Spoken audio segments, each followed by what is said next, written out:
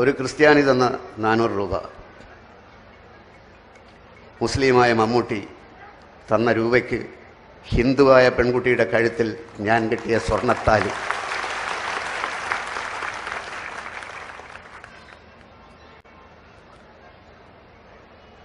എന്ത് മതം, ആരുടെ മതം, എവിടെയുള്ള മതം, ഒന്നിലും നമ്മൾ വിശ്വസിക്കാതിരിക്കുന്നത് നല്ലത്. അല്ലെങ്കിൽ എല്ലാത്തിലും വിശ്വസിക്കണം. അമ്മയുടെ വീട്ടിൽ അവിടെ ചുറ്റുപാടും എല്ലാം മുസ്ലിം കുടുംബങ്ങളാണ് ഉണ്ടായിരുന്നത്. ഞങ്ങൾ അങ്ങോട്ട് പോകുന്നു, അവരിങ്ങോട്ട് വരുന്നു, ഒരു കുടുംബം പോലെയാണ് കഴിഞ്ഞിരുന്നത്. പിന്നീട് എങ്ങനെയൊക്കെയോ ആരൊക്കെയോ രാഷ്ട്രീയ മുതലെടുപ്പ് നടത്താൻ വേണ്ടിയിട്ടൊക്കെ മനസ്സ് മാറ്റാൻ വേണ്ടി പലരും പലതും ചെയ്തിട്ടുണ്ടാവാം, അറിയില്ല.